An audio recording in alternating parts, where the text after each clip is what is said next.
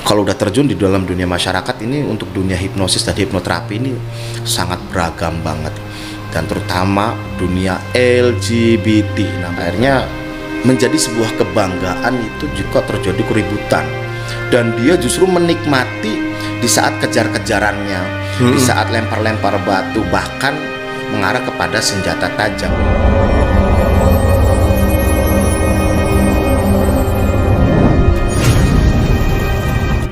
Tingginya angka kenakalan di kalangan remaja saat ini mengundang perhatian banyak pihak. Berbagai upaya dilakukan untuk meminimalisir aksi remaja yang dapat menimbulkan dampak negatif di masyarakat. Nah, kali ini Dialog Podcast kedatangan seorang hipnoterapis nih, Niko Andri Lesmana, yang konsen mengatasi permasalahan remaja yang saat ini semakin memprihatinkan. Apa kabar, Mas? Alhamdulillah baik sekali hari ini. Sehat lo ya? Alhamdulillah. Oke, sehat. terima kasih nih sudah datang di Dialog Podcast ya.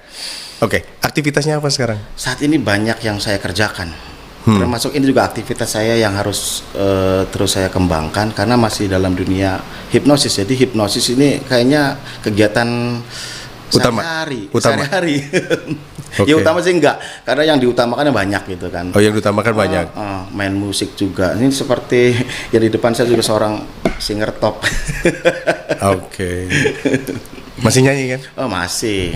Oke, di mana nyanyi sekarang? Sekarang itu aktif rutin hanya di Montir Kopi. Oh, di Montir Kopi. Di Jalan Tuparef itu. Oke, selain nyanyi hipnoterapi, ada kegiatan lain?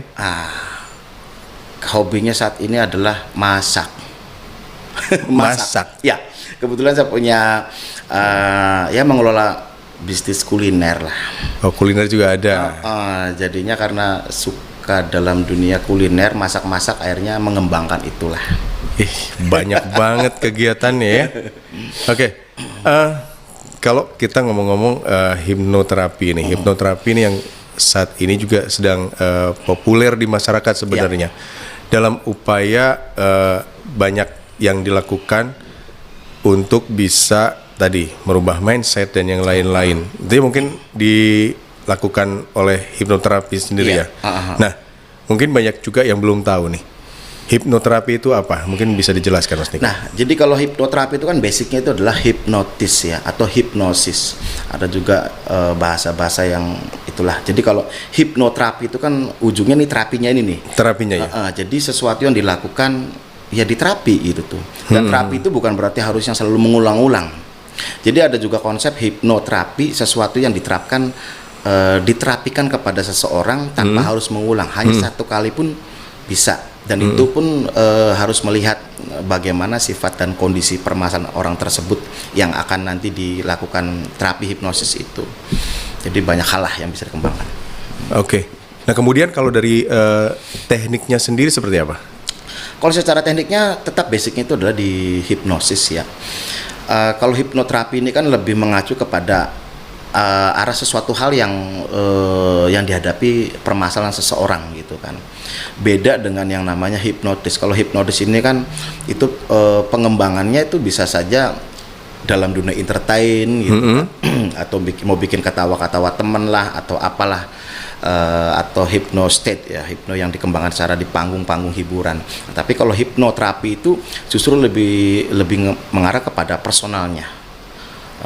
Pengobatan. Iya, semacam seperti itu. Karena namanya hipnoterapi ini yang saya hadapi ini justru untuk dunia hipnotis atau hipnosis secara langsung, secara state ataupun entertainment itu sekarang jarang, justru lebih banyak menjalankan hipnoterapi. Karena bisa dikatakan sekarang di tahun sekarang ya, banyak hal-hal permasalahan yang dihadapi tiap manusia, terutama tingkatnya emosional, tingkat hal-hal lain yang bisa saja yang karena terjadi akibat faktor penurunan ekonomi, situasi pekerjaan atau apa, akhirnya merubah pola pemikiran orang ini akhirnya macam-macam, seperti emosi yang susah terkontrol, lalu kehidupan hal yang menjadi sebuah kebiasaan buruk yang pernah terjadi dulu lalu sudah ditinggalkan akibat faktor-faktor hal tadi, akhirnya menimbulkan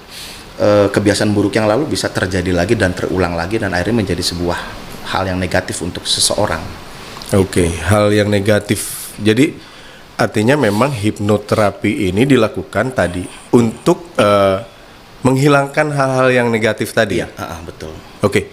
Kemudian biasanya untuk melakukan hipnoterapi sendiri harus dilakukan 1 kali, 2 kali atau berulang-ulang? Seperti yang saya sampaikan tadi, hipnoterapi bukan berarti harus dilakukan berulang-ulang.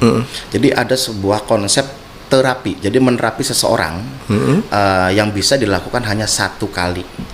Dan itu harus melihat kondisinya, permasalahannya seperti apa dulu. Nah, kalau yang sifatnya misalkan kecanduan. Nah, kecanduan itu kan ada beberapa kategori.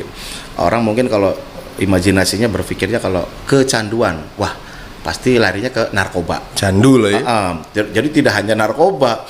Dan justru yang saya sering temuin ini unik-unik gitu. Pecandunya macam-macam. Gitu. Candu apa misalnya ini? Sebuah minuman yang dalam botol. Minuman manis lah intinya gitu. Itu juga karena akibat hipnotis sebetulnya. Jadi misalkan kita nggak perlu sebut nama merek gitu kan ya, apapun makanannya minumnya itu kan, itu udah menjadi sebuah bentuk hipnotis ya? Iya, termasuk hipnotis. Karena iklan yang terus akhirnya mengikat di otak gitu tuh. Akhirnya kita makan di mana-mana minumnya itu. Iya, pelayannya minumnya apa? Oh ya, karena udah otaknya sudah dikunci. Minuman itu kan gitu ya. Nah, akhirnya mungkin gara-gara efek hipnotis tersebut akhirnya menimbulkan orang itu jadi kebiasaan buruk. Jadi kalau nggak minum itu dia merasa belum minum. Jadi bukan itu aja, nggak semangat. Fokus kerjanya jadi nggak bagus segala macam. Cuman kan kalau sesuatu yang berlebihan akhirnya nggak baik gitu. Korban iklan lagi. Nah, jadi kalau bentuk konsep hipnoterapi juga kalau kita melihat suatu kasus yang sifatnya agak parah tadi ya, nah itu baru bisa dilakukan lebih dari 1 kali. Lebih dari 1 kali. Dan tujuannya adalah apa? Seperti hal iklan tadi, karena sesuatu yang terus digembor-gembor di dalam iklan ya, apapun makannya gitu-gitu, sekali 2 kali akhirnya tertanam di otak. Nah, akhirnya hipnoterapi yang diterapkan adalah apa? Memasukkan sebuah sugesti yang bersifat positif untuk mengikat dalam pikiran seseorang. Akhirnya ya tertanam, kamu harus positif, jadi positif terus, seolah-olah seperti itulah gambarannya. Artinya memang manfaatnya sangat banyak sekali sebetulnya ya? Banyak banget, banyak manfaat ya, bisa ratusan dengan ini juga banyak juga yang belum tahu sebetulnya. Akhirnya menganggap bahwa hipnoterapi ini sama dengan hipnotis ya. Padahal enggak. Ya sama aja sebetulnya. Sama aja. Hanya itu kan hanya bahasa lah. Cuman mungkin tujuan lah ya. Tujuannya beda-beda. Dan kalau dibilang tadi tujuan, sebenarnya lebih banyak yang manfaat apa yang enggak manfaat sih? Semua tergantung ya. Nah, ini kembali lagi kepada hal yang sekalian mungkin saya harus ungkap di sini ya. Hipnotis mungkin di masyarakat ini menjadi sebuah istilah, sesuatu yang didengarnya agak nggak enak. Misalkan kejahatan hipnotis, misalkan gitu di jalanan gitu. Padahal itu kejahatan bukan akibat hipnotis, hanya akhirnya masyarakat aja yang terkena korban, yang melaporkan ke kepolisian lalu naik ke media dibilangnya korban penipuan karena hipnotis. Jadi hingga hartanya ya diambil orang lah. Ya, diambil orang. Padahal itu bukan hipnotis ya, tapi itu apa ya? Ya sudah permainan para kriminal gitu yang mengalihkan perhatian seseorang gitu kan. Akhirnya dia merasa barang-barangnya dia hilang, akhirnya saya akan hipnotis, padahal enggak juga. Padahal bukan. Iya. Karena untuk hipnotis sebetulnya untuk konsep hipnotis ya yang non gendam ya. Nah, itu nggak bisa dilakukan untuk hal-hal seperti itu dan sangat-sangat beresiko tinggi. Karena sesuatu yang diterapkan secara hipnotis untuk tujuan jahat ya, itu belum tentu mudah berhasil, belum tentu. Apabila saya berhadapan sama orang yang mungkin saya niatnya mau hipnotis orang untuk mengambil hartanya gitu. Dan ternyata orang itu terkena pengaruh hipnotisnya misalkan hanya 50% dan 50% masih punya tingkat sadar. Jadi itu sangat beresiko. Di saat sini HP-nya misalkan sini dompetnya atau apa, dia agak sedikit aneh. Loh, ini apa nih? Kamu nggak bener ya? Teriak. Maling, wah cilaka dah. Nah, Kalau yang tadi hanya sekali sentuh terus tertidur itu apa namanya? Nah, itu ada bentuk pola-pola yang diterapkan yang secara khusus seperti yang tadi. Jadi sebelum ada hal-hal yang memang saya memainkan sebuah sugesti dulu kepada seseorang, dan biasanya sebelum saya melakukan hipnoterapi, saya itu melakukan tester dulu, tes sugestibilitas. Saya harus membaca di mana tingkat sugestibilitas seseorang tersebut, sampai di mana. Misalkan di tempat ramai bagaimana, di suara bising atau apa bagaimana. Karena orang-orang yang melakukan hipnoterapi itu nggak semuanya itu bisa nyaman dalam kondisi ramai atau bisingnya. Jadi ada juga memang yang dia baru bisa dapat 100% terkena pengaruh hipno yang diterapkan, itu ada yang maunya di tempat yang sepi, atau ada iringan musik sedikit gitu kan. Jadi untuk bisa mengantarkan di alam bawah sadarnya ini bener-bener relaksasinya biar dapat, lebih fokus lah. nah, Ya. itu dia. Biasanya kalau dengan iringan musik itu berhasil juga. Nah, itu emang awal-awal dari dulu juga konsep hipnoterapi dan hipnosis itu selalunya ada iring-iringan musik gitu. Tetapi bagi orang-orang yang sudah levelnya mungkin sudah berpengalaman, justru bisa merubah hipnoterapi ataupun hipnosis yang diterapkan seseorang itu tanpa harus ada iringan musik. Karena semuanya ada dalam pikiran dan otak kita ya. Misalkan di pinggir jalan ramai kendaraan, hey, itu kendaraan ini, suara ini, motor ini suaranya keras banget, dan itu adalah sebuah musik yang sangat indah untuk Anda, dan itu adalah iringan musiknya sangat indah bagi Anda, sehingga Anda itu bisa tidur dan nyaman, seolah-olah seperti itu. Jadi suara kebisingan itu bisa dirubah jadi musik. Jadi tanpa harus ada musik yang nyatanya musik gitu. Jadi tetap si orang ini bisa mengalihkan tadi suara bising menjadi suara musik. Nah itu dia. Bisa banget ya. Bisa banget. Karena apapun, setiap orang kan punya selera berbeda, sama halnya pada selera musik ya. Ini ada orang senangnya lagunya dangdut misalkan, lalu dikasih irama musik yang mungkin mengandung unsur musik-musik orkestra misalkan. Karena dia senangnya dangdut, ya nggak suka akhirnya. Di otaknya dia nggak ngerasa nyaman. Kecuali kasih lagu dangdut dia baru nyaman karena dia sukanya dangdut. Sama halnya orang senang lagu pop dan rock. Jadi di situ yang saya menemukan beberapa pola. Ternyata untuk musik itu belum tentu semua orang itu bisa nyaman di saat penerapan pola hipnoterapi. Walaupun menggunakan irama musik yang relaksasi, yang ada suara air gitu, desiran angin, suara kicau burung, dan belum tentu orang itu bisa nyaman. Karena otak manusia, karena belum tentu juga dia suka dengan musik itu ya. Ya itu dia. Dengan suara-suara seperti itu. Karena kembali lagi kepada selera dan kesukaan. Sudah berapa lama sih nih Mas Niko nih untuk menggeluti dunia hipnoterapi ini? Sebetulnya kalau menghitung waktu ya, sudah mulai terjun ke masyarakat lah katakan begitu, dan dalam dunia pendidikan itu udah 10 tahun yang belakang ya. Dan kenapa hari ini saya memakai baju ini gitu, ini adalah baju kebesaran sebuah organisasi kepemudaan ya, yaitu di Kota Cirebon, yaitu 234 SC ya. Jadi Solidarity Community ini isinya anak-anak muda semua ya. Nah, karena saya suka dalam dunia bidang-bidang kepemudaan dan juga anak remaja, akhirnya di sini saya mendapatkan wadah di mana saya bisa banyak hal yang bisa saya terapkan dalam dunia saya, yang akhirnya saya bisa masuk ke beberapa bagian sesi pendidikan lah, seperti di sekolah-sekolah gitu ya. Awal-awal diperkenalkan yaitu ya via seseorang teman baik itu yang di 234 SC ini.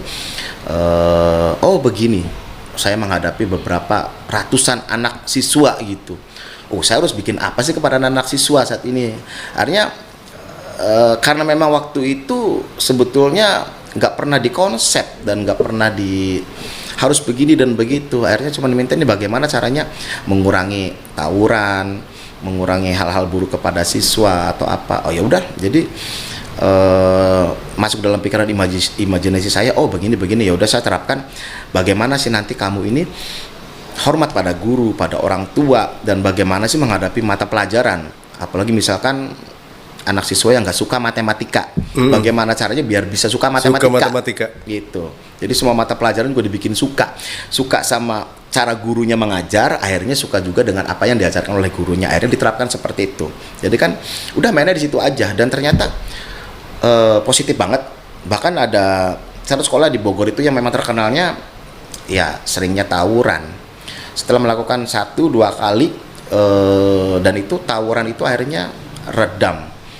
Jadi otaknya anak-anak di saat pulang sekolah udah nggak mau lagi bergerombol ataupun memulai konflik dengan anak-anak sekolah lainnya. Jadi menghindari lah, karena memang otaknya di konsepnya menghindari gitu. Pulang sekolah ya udah pulang sekolah dan belajar, itu aja. Jadi pikiran si anak nih jauh dari yang namanya ribut sama sekolah lain gitu ya. Betul. Terus nongkrong-nongkrong yang nggak penting gitu. Akhirnya dihindarkan gitu.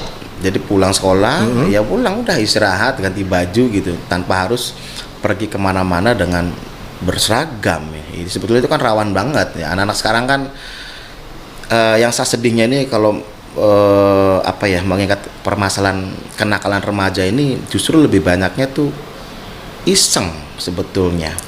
Awalnya iseng. Awalnya. Satu iseng, kedua ingin menunjukkan ego nih, ego keberanian di antara teman-teman lainnya dengan mengganggu anak siswa lainnya. Akhirnya menjadi sebuah kebanggaan itu jika terjadi keributan, dan dia justru menikmati di saat kejar-kejarannya, di saat lempar-lempar batu, bahkan mengarah kepada senjata tajam, dan akhirnya dia memiliki rasa kebanggaan yang menjadi sebuah gimana ya, sampai akhirnya dia lupa bahwa apa yang dia lakukan itu mengandung sebuah resiko besar. Oke. Itu dia yang ngeri banget lah. Ya sebenarnya dengan kondisi seperti itu mereka mengetahui ya itu tidak benar sebenarnya. Iya. Tapi tetap dilakukan. Dilakukan karena tadi faktor rasa bangga tadi, iseng tadi, padahal hanya iseng, padahal bermasalah besar gitu. Dan akhirnya oke lah, sekarang saya lebih cenderung kepada masuk ke dalam dunia bagaimana sih mengatasi kenakalan remaja, walaupun mungkin apa yang saya lakukan ini kecil, tapi setidak-tidaknya ada sedikit persentasinya yang apa yang saya buat ini bisa bermanfaat. Makanya saya tergabung dalam 234 SC ini di Cirebon ini justru lebih mengarah kepada kepemudaan tadi. Jadi sebuah organisasi kepemudaan yang nggak harus cari-cari masalah, tapi menyelesaikan masalah gitu. Dari mulai acara bakti sosial, acara-acara yang lain-lain, akhirnya mengarah kepada banyak hal dan ke dalam bidang remaja sekolah juga gitu tuh bisa diterapkan. Makanya udah masuk ke sebuah universitas namanya 234 SCI. Oke, 23 SCI. Oke. Itu mereka memang para kaula muda yang memang sedang kuliah atau? Iya, anak-anak yang kuliah. Yang kuliah.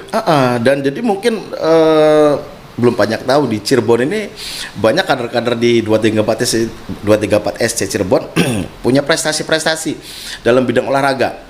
Belum lama ini kita ada tim kita yang memenangkan secara nasional itu turnamen basket. Lalu dalam dunia otomotif, balap itu mereka punya prestasi, dan itu anak-anak Cirebon. Mungkin nggak terlalu terekspos secara luas, tapi di Cirebon ini banyak anak-anak remaja banyak yang potensi sebenarnya, dan itu tergabung di 234 SC dan 234 SC ini memberi sarana bagaimana nanti ikut turnamen, bagaimana sampai pembiayaan juga diberi sarana itu. Oke. Luar biasa dia. Sukses lah buat 234 SC. Sebagai pengurusnya, Mas Niko. Alhamdulillah saya sebagai pengurus gitu. Oke, sukses selalu ya buat 234 SC. Kemudian gini, artinya tadi sebetulnya potensinya banyak. Ya, potensinya banyak. Mungkin bakatnya juga banyak. Hanya saja tadi karena memang tidak explore, tidak terbimbing dengan baik, akhirnya mereka banyak yang salah jalan. Liar ya. Kemudian dengan penerapan tadi hipnoterapi itu sendiri, sejauh mana sih efektivitas hipnoterapi untuk bisa merubah mindset mereka bisa menjadi lebih baik? Ya, kalau mengarah kepada anak-anak siswa ya, pelajar ya, karena kebetulan untuk intensitas waktu saya saat ini untuk masuk ke sekolah-sekolah lagi itu kan sudah lama banget karena faktor COVID ya. Nah akhirnya yang sering saya hadapi adalah yang personal. Misalkan orang tuanya yang mengetahui kenal saya, atau orang tua yang memang mencari bagaimana terapi hipnosis itu untuk anaknya. Karena anak-anak remaja sekarang nih, masya Allah, artinya banyak hal-hal yang lebih memikirkan sesuatu yang tidak penting dibandingkan dengan yang penting. Seperti contoh ini, nggak perlu saya sebut nama, ini di Cirebon sebetulnya ada orang sangat luar biasa, dia S2 dan nilainya waduh bisa dikatakan terbaik. Tetapi akibat faktor kesalahan juga nih orang tua juga, makanya butuh bimbingan orang tua juga. Seorang anak ini karena tinggal ataupun lahir dari keluarga yang materinya memang berkecukupan, akhirnya orang tuanya ini memberikan sebuah fasilitas yang sangat berlebihan kalau kata saya. Membuat kamarnya ini menjadi sebuah kamar gaming. Jadi karena anaknya suka dengan dunia gaming, dan bukan berarti gaming itu bukan suatu hal yang negatif. Padahal itu memang banyak juga orang-orang sukses dalam dunia gaming ya. Artinya dia bisa mendapatkan income besar juga dan juga banyak yang dikembangkan atau bisa membuat game juga ya. Tetapi yang bermasalah adalah di mana orang tua ini menghadapi masalah di mana anaknya itu lebih suka dengan game, di mana dia mau tidur, bangun tidur, makan apa aktivitasnya lebih banyak di kamar dalam dunia game. Akhirnya si anak ini tidak pernah keluar rumah. Nah ini kan jadi masalah, sedangkan dia sekolah sangat tinggi sekali, S2 gitu kan. Nah akhirnya minta tolong bagaimana sih caranya biar anaknya ini lebih berkembang otaknya lagi, nggak harus diam di kamar saja. Jadi bukan berarti tidak boleh dengan game, tapi kalau aktivitas 24 jam full di kamar ini jadi tidak baik. Akhirnya ya sudah, saya coba cari dulu permasalahan seperti apa anaknya ataupun gimana. Akhirnya saya membuat perkenalan dikit dulu ya. Akhirnya hanya satu simpel saya coba. Orang-orang seperti itu pasti punya suatu punya suatu, sosok idola lah yang diidolakan waktu awal-awal. Kenapa dia mau belajar, kenapa dia jadi pinter gitu. Akhirnya saya tanya, kamu idolanya siapa misalnya? Oh idolanya dengan tokoh sangat hebat di Indonesia itu Pak Habibie. Kenapa, sejauh mana kamu ini mengidolakan beliau gitu? Ya dia cerita panjang lebar lah. Ah ya udah saya bikin itu. Ya udah, Anda kalau nanti main game kelamaan Anda malu dengan Pak Habibie. Kalau Anda lupa waktu dan Anda tidak mau keluar rumah dan Anda tidak mau berkreasi ataupun berkarya di luar rumah, Anda akan malu dengan Pak Habibie. Karena Pak Habibie mau sukses dan dia ingin mengembangkan karyanya itu sampai ke luar negeri karena dia mau keluar rumah. Nah, bagaimana Anda ingin seperti Pak Habibie hanya diam di rumah saja? Hanya itu saja kuncinya. Nah, sekarang kabarnya alhamdulillah anak itu menjadi seorang yang seorang ahli di sebuah perusahaan migas. Wih, luar biasa. Itu orang Cirebon tuh. Nah, artinya skill tiap orang itu kan punya, gitu kan. Nah, setiap orang ya walaupun yang orang tidak sekolah juga kan punya skill. Nah, tapi dengan skill kecil apapun bisa dikembangkan, malah bisa jadi sesuatu yang luar biasa. Jadi memang ya tadi kembali lagi mindsetnya masih banyak orang yang belum paham. Mungkin malu atau seperti apa, akhirnya tadi tidak mau berkembang. Akhirnya gitu ya? Mengalami sebuah krisis, yaitu krisis percaya diri. Krisis percaya diri. Jadi malu ataupun nggak berani ataupun takut untuk melangkah. Gitu. Jadi sudah takut gagal dulu lah, takut apa lah gitu. Nah, ini coba mungkin bisa kasih tips juga nih untuk meningkatkan percaya diri itu seperti apa? Ini setiap manusia pasti mengalami yang namanya faktor-faktor hal tersebut ya. Walaupun orang yang berhadapan dengan saya ini orang-orang entertain, artinya yang sudah biasa berhadapan dengan umum, yang sudah bisa mengendalikan rasa percaya diri. Nah, itu kalau dalam dunia entertain ya. Tapi untuk dunia hal-hal lain ya, sebetulnya cuman satu dah. Kalau orang mah udah berani action dulu deh. Jadi kalau urusan takut itu sebetulnya hanya dalam pikiran otak kita sendiri gitu.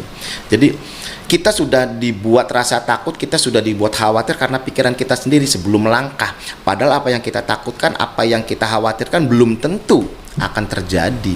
Jadi berpikiran positif dulu, jangan takut sama sesuatu yang tidak baik. Kalau kita berpikirnya nanti takut gagal, ya sudah, nggak akan berani-berani, nggak akan pernah jadi, karena kita belum tahu apa yang akan terjadi setelah kita melangkah. Jadi mau nggak mau coba dulu deh. Kalau kita sudah punya keyakinan, karena modalnya yakin, berani. Tapi kita yakin dan berani, kalau kita nggak punya percaya diri nggak akan jalan. Oke, ini masih juga dirasakan Oni oleh adik-adik kita yang ada di rumah ya. Mungkin mereka juga menganggap bahwa ya gimana ya, bisa enggak ya, iya kan, bisa enggak ya, nanti hasil enggak ya, itu yang jadi akhirnya tidak bisa move ya. Iya. Dan kasusnya saat ini saya justru lebih banyak berhadapan dengan anak-anak mahasiswa ya dan mahasiswi. Sampai dia lupa, bahkan dia tidak berpikiran bagaimana orang tuanya ini bekerja keras membiayai anaknya untuk kuliah ya. Biayanya udah tahu sendiri kan, juta-jutaan kan. Tapi akhirnya anak itu tidak pernah berpikir gitu, padahal itu harusnya jadikan acuan ya, bahwa orang tua saya membiayai saya, menyekolahkan saya yang tinggi biar saya menjadi anak yang sukses, yang bisa berguna kan. Tetapi akhirnya mereka ini hanya kalah dengan perasaan tadi, hanya gara-gara faktor kurang percaya diri, yaitu takut di saat menghadapi mau skripsi, takut mau menghadapi ujian. Padahal apa yang dia takutkan apa sih? Cuman hanya ada gara-gara rasa malas aja lah sebetulnya. Malas mau melakukan. Ya namanya tugasnya seorang mahasiswi itu kan ya study lah gitu. Apa-apanya harus kita jalani dulu, dan jangan pernah berpikiran untuk simple beli skripsi yang asal jadi, kan banyak hal lagi gitu. Nah itu yang akhirnya berimbas kepada hal yang nggak nempel di otak karena tidak ada pengalaman saat membuatnya gitu kan. Nah rasa kurang percaya diri yang kurang ini Pak, bagi anak-anak mahasiswa ini akhirnya dia banyak bolos, apalagi yang tinggal kuliahnya di luar kota. Orang tuanya nggak pernah tahu kalau anaknya sering bolos, dan ternyata kenapa sih sering bolos? Ya tadi takut dengan hal-hal mau ujian ataupun mata pelajaran atau apa. Jadi kalau kita simpel mikir, ini buat kalau gitu ngapain juga kuliah gitu, kalau kayak gitu aja kan, kesian orang tua gitu tuh. Tapi alhamdulillah dengan dunia hipnosis ini bisa bermanfaat di saat dia sudah percaya diri dia kurang, lalu semangatnya down gitu. Nah baru diangkat rasa percaya dirinya, diangkat semangatnya, lalu diangkat pola pemikirannya mengenai skillnya. Jadi saya harus tanya juga, dan Anda punya cita-citanya apa sih, misalkan gitu. Oh mau jadi pilot, ya berarti kan mau jadi pilot itu kan harus ada beberapa tahapan-tahapan yang harus dikejar kan. Oh jadi harus apa, jadi diangkat mindsetnya lah, untuk bisa menuju menjadi pilot yang benar-benar jadi pilot gitu. Timbullah semangatnya, ya udah, itu baru bisa terjadi dengan hipnotis. Oke. Tapi yang namanya hipnosis itu nggak harus tidur kan ya? Oh nggak harus. Malah kita tiap hari mungkin dari kecil sering dihipnotis sama orang tua kita. Misalkan, jangan main jauh-jauh nanti ada culiknya mah nggak ada. Ayo makan, kalau nggak makan nantinya sakit. Jadi, nanti kalau main jauh takut culik, jadi dia nggak berani main jauh. Nanti kalau nggak makan nanti takut sakit. Gitu kita sudah terkena hipnotis dari kecil, dan orang tua kita adalah orang-orang yang ahli hipnotis sebenarnya tanpa kita sadari. Bukan mitos sebenarnya. Bukan. Nggak ada soal mitos hipnotis itu, dan real itu sejak kecil kita mengalami hipnotis dan dihipnotis. Oke. Jadi secara tidak sadar bahwa kita sebetulnya dari kecil tuh sudah dihipnotis oleh orang tua. Sehingga tadi banyak juga kalau orang tua yang memang memberikan masukan yang positif, akhirnya nanti setelah dewasa positif. Iya, betul. Gitu ya. Hati-hati di saat khusus bagi orang tua ya yang memiliki anak-anak usia kecil ya. Jadi sejak kecil ini harus diterapkan pola-pola yang selalu positif gitu. Bagaimana kita menimbulkan rasa percaya diri dan keberanian seorang anak agar nanti dewasanya dia juga selalu siap fight, dalam arti yang positif ya. Jangan dibuat selalu down. Jadi kalau keseringan down ini masalah juga. Makanya ini kita bicara tentang dunia kepolisian lah. Ini akhirnya kepolisian jadi negatif karena umumnya nih orang Indonesia ini kebanyakan jangan jauh-jauh nanti ada Pak Polisi nih, nanti tangkap Pak Polisi. Nah akhirnya Pak Polisi nggak ngapa-ngapain, yang kerja baik akhirnya ke bawah-bawah nggak enak karena pola tadi sejak kecil. Akhirnya ada sedikit masalah aja, rasanya udah kayak gimana gitu sama kepolisian. Pak polisinya baik karena sudah kecil, awas nanti tangkap polisi. Jadi anak ini memang sudah terbentuk di pola otaknya gitu. Jadi jangan salahkan hal-hal lain karena cara mendidik. Dan juga ada teknik mendidik anak, bagaimana kita menghipnotis anak kita sendiri itu mudah dan siapapun itu bisa. Oke, mungkin bisa dikasih bocoran dong. Nah ini bagi anak-anak, bagi orang tua yang memiliki usia anak-anak ya, yang misalkan mengalami hal-hal yang mungkin bandel ya. Bandel ini kan macam-macam. Jadi misalkan anaknya ini malas sekolah, suka bertengkar atau banyak hal lah. Kalau minta sesuatu ini harus dituruti Maksa gitu. gitu ya. Kalau nggak dituruti nanti dia akan murung lah, marah lah, lempar-lempar barang atau apa. Akhirnya seorang anak ini akhirnya timbul sesuatu perilaku yang akhirnya tidak baik di keluarga, berani melawan orang tua lah segala macam. Nah ini ada teknik untuk usia mulai katakanlah mulai 4 tahun, bahkan 3 tahun pun bisa ya, mulai 3 tahun gitu. Dan mungkin batasannya sekitar anak usia 15 tahun, khusus bagi orang-orang tua itu melakukan hipnotisnya di saat anak sedang tidur. Jangan menasihati anak yang bersalah di saat sedang sadar. Nanti masuk kanan keluar kiri di telinganya gitu ya, suara yang disampaikannya, pesan yang disampaikannya. Kalau kita menerapkannya di saat anak itu sedang tidur dan ini betul-betul mengarah kepada alam bawah sadarnya anak tersebut. Jadi sedang tidur, sudah nyenyak, usahakan sudah nyenyak dulu. Misalkan kalau yang laki-laki mungkin biasa manggilnya nama atau AA ya, contoh dengan nama AA.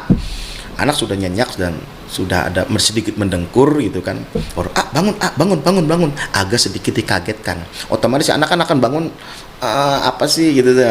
Nah itulah antara sadar dan tidak sadar, di tengah-tengahnya alam bawah sadar.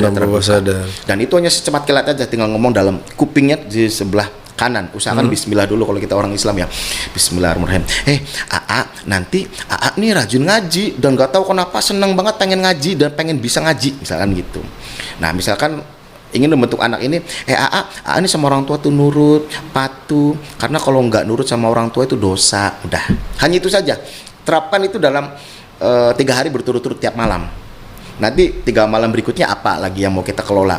Misalkan AA ini nanti selalu semangat belajar dan ingin jadi orang sukses. Karena apa? AA ini punya cita-citanya tinggi dan kepengen sukses. Itu udah, kata-katanya simpel aja. Nanti bertahap-bertahap. Dan itu akan sangat membantu sekali membentuk pola mental, pola macam-macam hal yang positif kepada anak. Tinggal bagaimana kita mengelola kata-kata positif apa yang kita sampaikan pada anak, tetapi di saat sedang tidur anaknya. Jadi setelah kita menyampaikan pesan tersebut baru udah tidur lagi, tidur. Nah itu walaupun anak itu nanti tertidur lagi, itu tertanam di otak gitu. Jadi tanpa sadar nanti dia akan mengikuti apa yang kita sampaikan tanpa disadari. Akhirnya mau kepada orang tua jadi nurut, jadi patuh, ke guru juga di sekolahan juga seperti itu. Nah, satu hal lagi untuk masalah sekarang nih yang saya hadapi ini, banyak kasus-kasus di mana game online ini luar biasa ini. Enggak hanya anak-anak, dewasa juga asik game. Nge-game aja ya. Di jalanan tuh udah mata fokus ini. Ada yang lagi pacaran berdua. Yang perempuannya asik makan, yang cowoknya asik nge-game. Wah, jangan pacaran lagi, udah game aja di rumah. Seolah-olah gitu ya. Nah, ini game ini sebetulnya untuk anak-anak usia, untuk anak usia remaja ini, terutama untuk orang tua, ada teknik yang paling simpel sekali, yaitu di saat anak sedang main game, jangan dimarahin. Kalau dimarahin masalah, nanti akan membentuk karakter di otak anak ini jadi nggak baik ya. Malah nggak mau jauh dari game. Dan itu justru nanti dewasanya akan membentuk mental yang nggak baik. Di dewasanya nanti bisa saja nanti tukang marah, dikit-dikit emosian. Itu masalah kalau anak sering dimarahin. Tapi di saat anak main game jangan dimarahin, tapi wih keren, misalkan anaknya biasa dipanggil AA. Wah, AA nih kalau main game bisaan ya. Wih, kamu tuh kok bisa? Ayah mah nggak ngerti, misalkan gitu. Anak kan pasti mikir, ini apaan sih ayah kok? Dalam otaknya mungkin seperti itu. Nah, seolah-olah kita ini memperhatikan anak lagi main game. Nah, di saat anak kan semangat, wah, saya dilihatin bapak saya nih main gamenya nih. Nah, akhirnya timbul rasa lebih pede. Wah, main gamenya gitu. Ini main gamenya keren ini. Bisa fokus gini ya. Nah, pinternya fokusnya sama aja kayak AA. Pinter fokusnya di saat lagi di sekolah. Di saat guru sedang mengajarkan mata pelajaran. Fokusnya kayak begini. Mungkin anak mikirnya apaan sih lagi game, kok urusan ke sekolahan. biarkan saja, karena itu justru kita akan mengarah kepada pola otak mindset anak tersebut. Di saat kita memerintahkan, kamu nih main gamenya pinter ya, kamu nih fokus dengan gamenya, sama aja fokus dan pinternya di saat kamu di sekolah. Nah itu akan tertanam di sekolahan di saat dia berhadapan sama gurunya sedang mengajarkan mata pelajaran, fokusnya, konsentrasinya sama saat sedang main game. Itu akan terbentuk. Jadi nanti akhirnya dia konsen ke guru di sekolah ya? Iya, konsen fokusnya sama saja di saat dia main game. Gitu. Walaupun apapun perilaku itu kan tidak baik ya, karena justru banyak hal-hal kelalaian ataupun yang terjadi kepada anak-anak kelalaian tadi dengan aktivitas game tersebut. Dia hanya memiliki satu fokus saja dengan game. Dia tidak fokus dengan yang ada di sekitarnya. Nah, kalau dalam lingkungan rumah atau apa mungkin aman. Tapi kalau di luar rumah, kalau ada sesuatu hal-hal yang sifatnya mengarah kepada kriminal atau apa, dia tidak menyadari. Misalkan dia asik main game, di sininya ada barang-barang pribadi dia atau apa, dia nggak sadar kalau barang pribadinya diambilin orang atau apa, dia tidak sadar. Setelah dia main game sesudah, loh ini barang-barangnya kemana? Itu bisa sangat terjadi. Nah, makanya kejahatan hipnotis justru bukan hipnotis. Nah, tapi karena hal kitanya sendiri nggak fokus, karena kita fokus kepada satu, barang-barang kita hilang. Misalkan dalam angkot, dalam bus, ada pelaku kejahatan pura-pura muntah satunya. Yang di temennya, tim kejahatannya, akhirnya dia ngambil barang-barangnya. Karena dia fokusnya kepada yang muntah, gitu kan. Nah, akhirnya ya udah dia nggak sadar. Setelah sadar, oh kena hipnotis, padahal bukan hipnotis. Paling itu. Pengalihan perhatian. Itu sangat memungkinkan. Sangat sekali. Oke, jadi hipnotisnya yang disalahkan. Padahal hipnotisnya nggak gitu banget. Oke. Tadi untuk melakukan hipnoterapi, ya kan? Pastinya anak-anak, dewasa, remaja hingga orang tua, itu memiliki teknik dan bahasa yang berbeda. Ya, pastinya akan menyesuaikan ya. Menyesuaikan. Makanya banyak teman-teman yang dalam dunia teknik belajar hipnosis, kebanyakan saat ini yang saya temui itu lebih banyak menerapkan hal-hal yang sifatnya basic, dasar ya.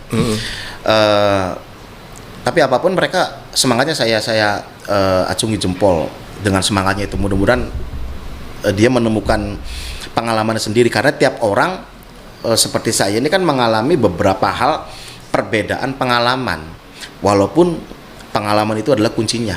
Jadi semakin banyak pengalaman dan jam terbang, disitulah ilmu kita terasah gitu. Karena kalau udah terjun di dalam dunia masyarakat ini, untuk dunia hipnosis dan hipnoterapi ini sangat beragam banget, dan terutama dunia LGBT. Nah, mudah-mudahan dengan di forum ini, di Dialog Cirebon ini, saya bisa ibarat kata mau ngomong undak-undak lah. Karena ini kasus LGBT ini di tingkat remaja sudah sangat-sangat meresahkan, yang berimbasnya banyak kalah sampai ke penyakit ya, penyakit kelamin ya, HIV, AIDS lah. Dan ini justru kepada pola akhlak, keimanan, dan juga tidak patuh kepada orang tua, itu udah akhirnya mereka memiliki ideologi sendiri lah, memiliki ini sendiri. Akhirnya dia lebih mementingkan bagaimana dia asik dengan pasangannya yang sejenis. Dan ini yang ngerinya kan usia-usia sangat-sangat belia, sudah banyak, bukan sedikit, udah banyak, dan ini sangat meresahkan. Tapi biasanya itu diawali dari tadi pergaulan ya? Pergaulan dan juga hati-hati nih faktor keluarga sejak kecil. Makanya yang tadi saya bilang, jangan main marah kepada anak di saat anak membuat kesalahan, di saat anak-anak. Nanti timbulnya macam-macam. Karena 30% lah yang saya temukan itu kasus-kasus LGBT, terutama yang perempuan ya, dia akhirnya tidak mau berhubungan sama laki-laki. Bahkan ada laki-laki yang ingin mendekati pun tidak mau, hanya anggap teman saja. Karena waktu kecilnya sering dimarahi oleh bapaknya. Jadi itulah menjadi sebuah traumatik yang tertanam dari kecil, menyebabkan di saat dewasanya begitu, dia benci dengan laki-laki. Itu. Apa karena memang orang tua sering bilang, jangan dekat laki-laki, jangan dekati Bisa juga laki-laki seperti itu. Karena itu ya. Iya, bisa saja seperti itu. Makanya sebagai orang tua kita harus bisa sebisa mungkin, sebijak mungkin bagaimana kita berbicara dan berkomunikasi kepada anak. Di saat anak ada sebuah kesalahan, bagaimana kita memberikan nasihat kepada anaknya di saat dia membuat salah, dan bagaimana untuk memberikan motivasi semangat kepada anak ini agar ya anak nih selalu berpikiran positif yang baik-baik lah gitu tuh. Itu gitu. Oke. Nah, terus tadi berarti kalau ke yang dewasa bahasanya lebih dewasa lagi ya? Iya, menyesuaikan lagi gitu, menyesuaikan lagi. Tapi walaupun saat ini yang saya sering jumpain itu dalam dunia LGBT ini, saya justru lebih ke kepada bagaimana saya harus mengetahui permasalahan awalnya dulu. Nah, setelah awalnya tahu, nah baru saya bisa dikelola untuk menghentikan masalah faktor-faktor LGBT tadi menjadi sebuah yang normal. Mungkin Mas bisa kasih sedikit statement ya untuk pemirsa semuanya nih, untuk para masyarakat khususnya mereka yang sebenarnya pengen tadi ada sebuah perubahan, ya ingin merubah hidup, ya mindsetnya juga harus dirubah. harus seperti apa? Sebetulnya ini peran orang tua, keluarga, dan guru di sekolah itu yang paling dominan ya untuk remaja ya, anak-anak siswa sekolah ya, untuk membentuk menjadi baik ya tadi orang tua, guru di sekolah betul-betul bisa betul-betul membimbing lah. Jadi kalau guru di sekolah nggak hanya mengajarkan mata pelajaran aja, tetapi pada hal-hal yang lain-lain. Walaupun di sekolah itu ada guru agama, ada guru matematika, ada bahasa Indonesia ataupun lain-lain. Jadi pola-pola yang saat ini masyarakat ini, anak-anak remaja sekarang yang dihadapi ini kan udah agak bisa dikatakan agak krusial lah. Artinya setiap guru mata pelajaran juga bisa menerapkan pola-pola kalau menyempatkan ada kata-kata adik-adik begini yang positif. Nanti di rumah juga orang tua seperti apa juga. Nah, insya Allah itu akan membentuk anaknya menjadi hal-hal yang anak yang bisa berhasil gitu. Karena sering diberi motivasi positif, diberi sebuah warning yang gimana gitu agar menghindari. Karena untuk zaman sekarang ini kan anak remaja sekarang ini nggak hanya dewasanya, ini mulai usia sangat belia sekali sudah mengenal dunia narkoba ya, obat-obatan segala macam. Dan saya sudah dan pernah sampai keluar air mata waktu saya di Bandung gitu menemukan seorang anak usia kelas 6 SD sudah kecanduan sebuah obat batuk cair yang biasa di warung gitu. Itu minum kecanduan 10 saset, itu anak kelas 6 SD sehari bahkan bisa 2 kali. Nanti dia siangnya minum 10 saset dan malamnya dia minum 10 saset. Anak usia kelas 6 SD. Nah, berarti kan yang patut disalahkan adalah faktor lingkungannya juga dan atau pemantauan orang tua yang nggak kurang, hingga akhirnya ketahuan bahwa anaknya sering ngelamun, sering ngomong ngaco atau akhirnya ketahuan mabok obat batuk sirup yang biasa di warung-warung yang saset tuh. Mungkin tahu kan parah banget. Nah di situ akhirnya mulai sekarang ini saya betul-betul giat untuk mengembangkan dunia hipnotis saya, yaitu untuk memblok ataupun meredam kenakalan remaja yang berkaitan dengan penggunaan obat-obatan ya atau narkoba, lalu ya tawuran dan kelakuan buruk, melakukan suatu hal yang buruk-buruk gitu tuh, lebih kepada yang nggak penting gitu daripada yang pentingnya. Lalu hal-hal lain termasuk tadi pengaruh yang besar saat ini LGBT. Oke. Bagaimana nih kalau masyarakat nih mau terapi hipnoterapi ke Mas Niko? Oh iya, kalau soal terapi itu sebetulnya saat ini ya, karena bidang saya ini kan kalau di dalam online saya, mungkin di media Facebook saya, IG saya mungkin lihatnya ada dunia-dunia keris-keris gitu. Karena memang saya aktif juga di dunia seni dan budaya ya. Saya aktif dalam dunia koleksi barang-barang perkerisan gitu tuh. Karena saya juga ingin merubah paradigma di masyarakat, jangan menganggap itu syirik aja gitu keris. Paling itu kan udah nggak ada pabriknya dan nggak usah dikaitkan dengan dunia mistik gitu ya. Jadi saya coba mengembangkan itu bahwa itu benda sejarah yang nomor urusan mistik gaib itu nomor 20 lah gitu tuh. Tapi ini benda sesuatu yang udah nggak ada pabriknya tapi dibuat dengan cara yang istimewa. di mana alat sangat sederhana. Dari situ saya mulai menerapkan pelan. Nah, hipnosis masuk tuh. Nah, jadi campur-campur antara keris dan hipnosis gitu tuh. Akhirnya ada beberapa orang juga menganggap bahwa saya dikiranya dukun gitu tuh. Sampai ada istilah katanya dukun hipnotis, ada hipnotis dukun. Padahal banyak dukun-dukun, ini saya bilang dukun bala kasadut, yang mengelola ilmu hipnotis menjadi dunia supranatural. Padahal yang dia mainkan adalah ilmu hipnotis. Karena banyak hal seperti misalkan saya menggambarkan orang bahwa di belakang kamu ada khodamnya misalkan gitu. Di belakang kamu ada jin, ada ini. Itu karena bentuk hipnotis itu bisa terjadi, tiba-tiba dia merasa ada makhluk gaib lah, atau dia melihat sebuah kelebatan, padahal itu akibat hipnotis. Yang dia lihat itu tidak ada apa-apa. Akhirnya ya sekarang di Indonesia marak sekali hipnotis disalahgunakan menjadi praktek-praktek perdukunan. Ngerinya lagi udah praktek perdukunan diperparah dengan berkedok agama. Nah, akhirnya agama dibawa-bawa, akhirnya banyak oknum-oknum gini. Ya, sampai nggak ada rasa takut sama Maha Pencipta. Allahu Akbar di saat lagi bebodoh orang. Akhirnya hipnotis jadinya negatif terus. Oke. Jadi kemana saya kalau mau hipnoterapi nih? Bingung ya. Sebetulnya tadi saya nggak buka praktek ya sebetulnya. Makanya kalau dibilang kemana tapi nggak masalah.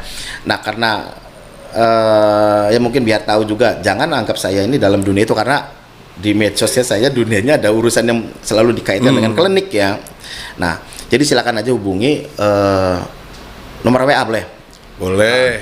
Di 08128246641. Silakan ngobrol deh. Dan alhamdulillah saya kadang-kadang gini, alhamdulillah nggak pakai tarif yang seperti klinik-klinik hipnoterapi lain yang mohon maaf agak-agak mahal ya. Kalaupun ada kemampuan, saya biasa ada kemampuan secara ekonomi, sekali terapi 150.000 gitu ya.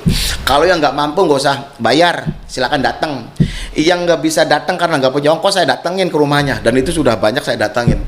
Kalau memang nggak punya tapi yang jarak-jarak jangan jangan jauh-jauh. Walaupun sering keluar negeri juga itu, tapi itu diongkosin betul. Diongkosin, hitung-hitung jalan-jalan. Oke, ada yang ingin disampaikan nih Mas Niko terakhir sebelum kita tutup dialog kali ini? Mungkin dalam media ini ya, dan di dialog Cirebon ini sekalian sama biar orang tahu dengan dunia saya dalam dunia hipnotis ya, mungkin bisa cek di YouTube ya. Namanya Caruban Misteri Channel. Caruban Misteri Channel. Oke. Udah lama banget. Cuman kan campuran, ada musik, terus dunia horor segala macem. Semuanya ada di situ ya. Tapi dibanyakin tentang dunia hipnosis yang secara real nyata gitu tuh. Oke, siap. Terima kasih Mas Niko ya atas waktunya bisa hadir di Dialog Podcast kali ini. Itu dia tadi perbincangan dengan Mas Niko selaku terapis dari Hipnoterapi Cirebon. Mudah-mudahan perbincangan kita memberikan manfaat buat semuanya. Tetap saksikan Dialog Podcast. Keep positive and stay humble.